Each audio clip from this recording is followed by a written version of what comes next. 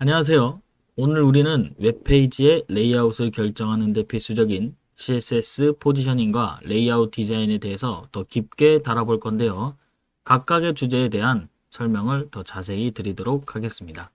먼저 포지션 속성에 대해서 알아보도록 하겠습니다.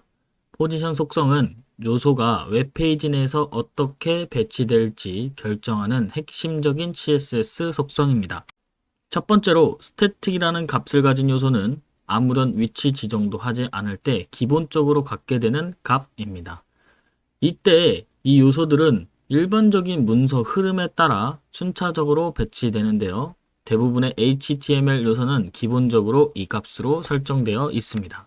두 번째는 relative입니다. 요소의 기본 위치에서 상대적으로 조금 이동시킬 필요가 있을 때 사용됩니다. 예를 들어 오류 페이지를 조금 눈에 띄게 하기 위해서 상대적인 위치로 조정할 때 사용을 하곤 합니다.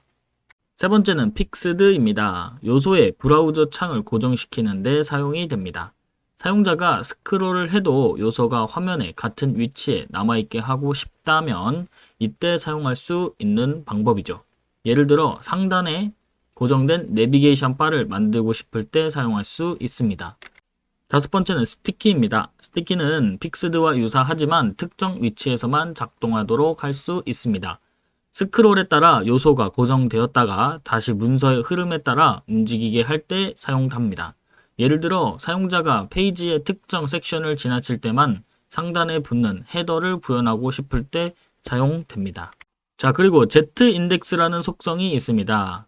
페이지 내에서 요소들의 쌓임 순서를 결정하는 CSS의 속성입니다. 이 속성은 요소가 다른 요소의 위에 표시되는 순서를 제어하며 주로 겹치는 요소들 사이에서 사용이 됩니다. Z인덱스는 숫자 값을 받아서 일반적으로는 더 높은 숫자의 요소가 더 상위에 쌓이게 됩니다. 그러나 Z인덱스는 동일한 스택 컨택트 내에서만 작동합니다. 스택 컨택트는 문서의 특정 위치에서 요소의 쌓임의 순서를 관리하는 범위입니다. 스택 컨택트는 포지션 속성이 스태틱이 아닌 요소에 Z인덱스를 적용함으로써 생성됩니다.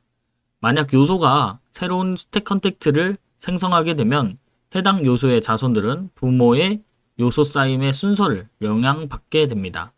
이는 자손들이 다른 스택 컨택트에 속한 요소들과는 독립적으로 쌓임 순서를 가진다는 것을 의미합니다. 따라서 Z인덱스를 사용할 때는 해당 요소가 속한 스택 컨택트를 이해하는 것이 매우 중요하며 전역적으로 쌓인 순서를 관리하기 위해서는 문서의 전체 스택 컨택트 구조를 고려해야 합니다. 자, 그러면 포지션 관련해서 한번 코드를 같이 살펴보도록 하겠습니다. 자, VS 코드로 넘어가도록 하겠습니다. 자, 그러면 포지션 스태틱부터 같이 한번 살펴보도록 하겠습니다. 포지션 스태틱을 확인하기 위해서 div를 하나 만들어 주고요. 자, 클래스를 지정해 주겠습니다. 저는 클래스 이름은 static이라고 해주고 여기 안에 내용은 static 포지셔닝을 가집니다 라고 하고 저장 눌러 주겠습니다. 그러면 정상적으로 화면에 나타나고요. 자, 이 부분에서 스태틱 클래스의 포지션을 스태틱으로 부여해 보겠습니다. 포지션은 스태틱으로 부여를 하고 저장 눌러 보겠습니다. 그러면 개발자 도구를 열어서 같이 한번 확인해 보면 아래쪽에 보이시면 스타일 부분이 있습니다. 이 스타일 부분에서 스태틱 클래스는 포지션이 스태틱이다 라고 표시되는 거 확인할 수 있습니다. 자, 근데 스태틱은 기본적으로 가지는 포지션이기 때문에 이 부분에 있는 CSS를 삭제해도 기본적으로 이 포지션을 스태틱으로 가지고 있습니다. 자, 스태틱의 특징은 뭐라고 했죠? 기본적으로 문서에 따라서 순차적으로 쌓인다고 했죠. 그러면 여기다 div 태그를 만들고 여기 똑같이 스태틱 포지셔닝을 가집니다 하고 저장 누르게 되면 자, 이렇게 쌓이는 거 기본적으로 확인할 수 있습니다. 이게 포지션이 스태틱이 기본이기 때문에 부여를 하지 않아도 쌓이게 된다는 걸 알고 계시면 됩니다. 자, 그러면 두 번째로는 포지션 렐레티브 부분을 확인해 볼게요. 자, 여기에 div 만들어졌던 곳에다가 여기다가 렐레티브 지정해 주고요. 이 부분을 복사해서 클래스를 지정해 주겠습니다. 똑같이 relative라고 지정을 해 주고요. 자, 그러면 여기는 relative라고 지금 나와 있는 거 확인할 수 있습니다. 자, 이런 식으로 확인이 됐으면 클래스 relative에다가 포지션을 줘보겠습니다. 포지션은 relative입니다 하고 저장 누르게 되면 이 부분에 대한 포지션은 relative로 저장이 됐죠. 그 다음에 포지션을 줬을 때는 이 부분에 대해서 위치를 선정을 할 수 있습니다. 자, 개발자 도구를 꺼 보고요. 자, 여기 있는 위치가 어떻게 변하는지 확인해 보겠습니다. relative라고 적용된 포지션 밑에다가 left 30픽셀이라고 하고 저장 누르면 30픽셀만큼 레프트가 밀려난 걸 확인할 수 있고요. 자, 여기서 탑 0픽셀로 만들어 주겠습니다. 0으로 지정을 하고 저장 누르게 되면 자, 이 부분에 붙어 있는 거 확인할 수 있고요. 여기서 어떻게 변하는지 확인해 보겠습니다. 30픽셀로 저장 누르게 되면요. 자, 윗부분하고 왼쪽 부분이 지금 30픽셀만큼 벌어진 걸 확인할 수 있습니다. 자, 이런 식으로 포지션을 줬을 때는 위치를 어느 곳에 둘 건지 내가 정할 수 있는 장점이 있습니다. 자, 세 번째로는 absolute를 같이 한번 설정해 보겠습니다. div 태그를 하나 더 만들어 주고요. 클래스는 absolute로 지정해 주고 absolute 포지셔닝을 가집니다.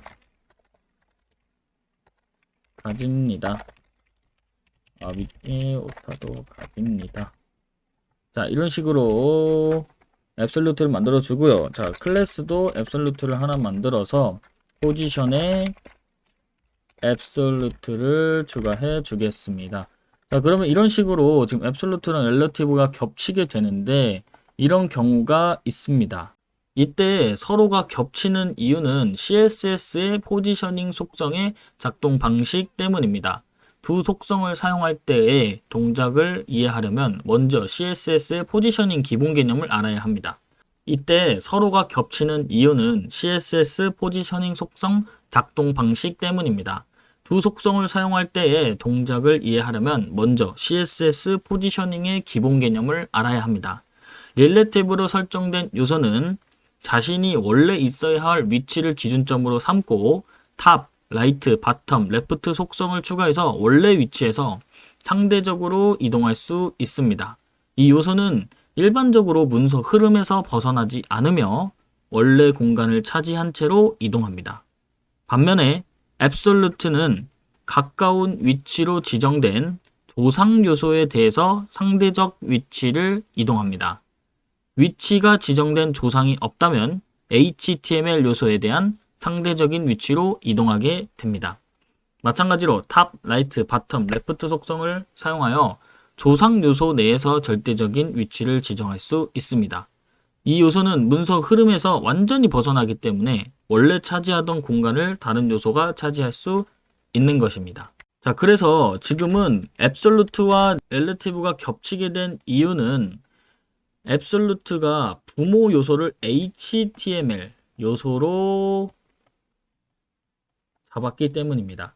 여기 최상위 요소인 HTML로 부모가 됐기 때문에 현재의 뷰포트 기준으로 지금 앱솔루트가 잡고 있기 때문에 요소가 겹치게 된 겁니다. 자, 그러면 이 부분을 어떻게 렐러티브가 부모 역할을 할 수 있게 하느냐? 자, 그거는 매우 쉽습니다. 이 부분을 컨트롤 X를 눌러서 삭제를 해주고요. 그 다음에 이 렐러티브 포지션입니다. 안에다가 붙여넣기를 해주고 저장을 누르게 되면은 이런 식으로 렐러티브 밑에 앱솔루트가 쌓이게 됩니다. 자, 이런 식으로 부모를 지정해주지 않으면 앱솔루트는 HTML 최상위 태그로 잡게 되어서 서로 겹칠 수 있다는 점을 강조하고 잘 생각해서 코드를 작성해 주셔야 합니다. 자, 다음은 픽스드와 스티키에 대해서 알아보도록 하겠습니다. 자, 그러면 지금 여기에 div 태그로 하나 만들어 주고요. 자, 여기에 픽스드 포지셔닝을 가집니다. 빠집니다. 라고 하고 하나 더 만들어 주도록 하겠습니다. 이 부분을 복사해서 붙여 넣어 주고요. 여기에는 스티키라고 만들어 줍니다. 자, 그 다음에 잠깐 렐러티브 부분은 주석 처리해 줄게요. 컨트롤 하고 슬래시 누르고 저장해 주시면 됩니다. 자, 그 다음에 픽스드 부분에 클래스를 픽스드로 지정해 주고 스티키 부분도 클래스를 스티키로 저장해 주겠습니다. 자, 그 다음에 픽스드 부분을 CSS를 작성을 할 건데 이때 자, 바텀은 0이고요. 바텀은 0으로 해주고 우선 포지션도 픽스드로 해줍니다. 그 다음에 라이트도 0입니다.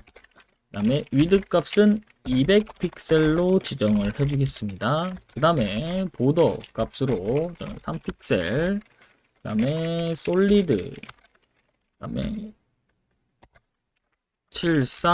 73AD21 값으로 하고 저장해 주겠습니다. 73AD21. 자, 이렇게 저장해주고, 자, 그러면 지금 픽스드가 어디 가 있는지 확인해 보면 이쪽 부분에 확인되어 있습니다. 자, 이렇게 나오는 이유에 대해서 좀 자세히 살펴보면은 픽스드는 지금 바텀이 0이고요. 아래서부터 0지점에 나와 있고요. 그 다음에 라이트 오른쪽 부분부터 0 이쪽 부분에 붙게 되는 겁니다. 그 다음에 위드 값은 200픽셀로 되어 있습니다. 그 다음에 보더 값은 테두리 잘 쌓여져 있죠. 자, 이런 식으로 위치를 가질 수 있습니다. 그리고 테스트를 해보기 위해서 바디 값을 하이트를 변환을 시켜볼게요. 하이트를 임의로 10,000픽셀이라고 지정을 해서 스크롤이 나오게 해줄게요. 그러면 스크롤을 내렸을 때 다음과 같이 이 포지셔닝들은 내려가는데 여기 픽스드로 지정해 놓은 곳은 내려가지 않는 걸 확인할 수 있습니다. 내려가지도 올라가지도 않죠. 자, 이런 식으로 픽스드 만들 수 있고요. 그 다음에 스티키 같이 보겠습니다. 스티키 속성을 같이 한번 주겠습니다. 그러면 클래스 스티키 설정해 주고요. 이 부분에 대해서는 스티키 포지션부터 넣어 주겠습니다. 스티키 넣어 주고요. 그 다음에 탑은 0으로 백그라운드는 컬러는 옐로우 색상으로 주겠습니다. 옐로우 색상으로 주고요. 그 다음에 패딩 부분은 50픽셀, 폰트 사이즈 부분은 20픽셀로 정의해주고, 자, 그러면 저장해 보겠습니다. 저장했을 때 이 부분이 지금 스티키 포지셔닝을 가집니다. 라고 되어 있죠. 자, 그러면 여기서 스크롤 내려보겠습니다. 스크롤 내리면 스티키 부분도 정확하게 붙어 있는 거 확인할 수 있죠. 지금 스크롤 이 부분이 내려갔다가 올라가는데도 스티키 부분 있고요. 자, 근데 이때 스티키 부분은 다른 점이 뭐냐면 이 스태틱 부분에 하이트 값을 줘보겠습니다. 하이트 값이 1000픽셀이라고 했을 때 이 1000픽셀만큼 이 부분이 내려가게 되고요. 이때 스티키로 설정된 곳이 나오게 되는 겁니다. 그리고 여기서부터 쭉 내려가다 보면은 1000이라고 하는 부분이 나오고 1000이라는 부분이 됐을 때 이 스티키가 붙게 됩니다. 이런 식으로 특정 지점에서 스티키 부분이 나올 수 있게끔 지정을 할 수 있습니다. 그 반면에 포지션 지금 픽스드 부분은 계속 붙어 있는 거 확인할 수 있습니다. 자, 이렇게 서로 다른 점이 있습니다. 자, 우선은 포지션에 대한 부분은 이렇게 간단하게 넘어가도록 하겠습니다. 그리고 이번 강의는 여기서 마치도록 하겠습니다. 감사합니다.